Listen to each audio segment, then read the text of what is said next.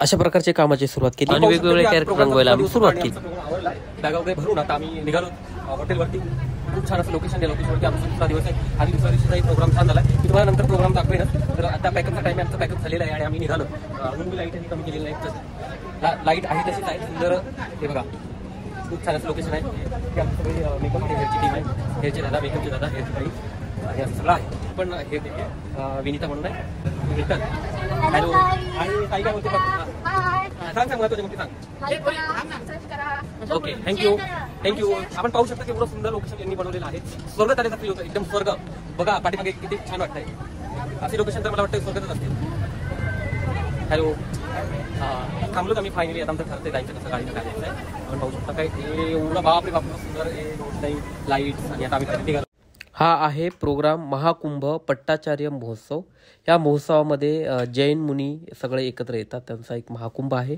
पट्टाचार्य महोत्सवामध्ये आपण पाहू शकता की सुंदर असं सेट इथे उभा केलेला आहे। तशा प्रकारे कुंभमेळ्यामध्ये वेगवेगळ्या साधूंचा, वेगवेगळ्या संतांचा मेळावा असतो, तशा प्रकारे या महाकुंभमध्ये पट्टाचार्य महोत्सव म्हणजे या जैन मुनींचा मेळावा असतो आणि वेगवेगळे जैन मुनी एकत्र येतात, त्यांचे विचार एकमेकांना सांगतात। अशा प्रकारे खूप छान असा सोहळा इथे या इंदोर नगरीमध्ये, या सुमती धाममध्ये हा प्रोग्राम प्रत्येक वर्षी होत असतो। यावर्षी आमचा इथे प्रोग्राम करण्याचा योग आला आणि आम्ही आलो।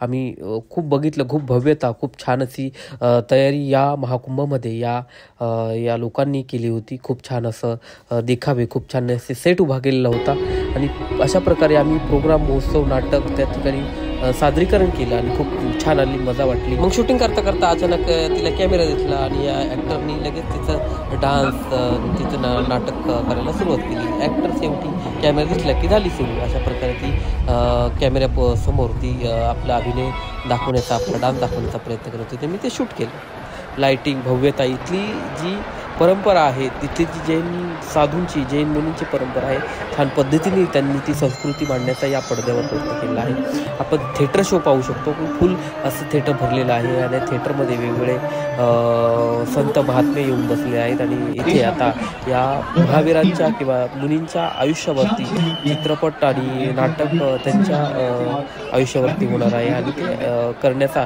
योग असं मुंबईच्या कलाकारांना दिलेला आहे आणि मुंबईच्या कलाकाराच्या सोबत आम्ही आलो आहोत। आम्हापाशी गर्दी आपल्याला इथे या ठिकाणी पाहायला मिळते आणि खूप छान नाटकं या ठिकाणी आम्ही 5 दिवस केले आणि 5 दिवसाचा अनुभव खूप छान राहिला आणि खूप छान पद्धतीने या सर्व प्रेक्षकांनी साथ दिली।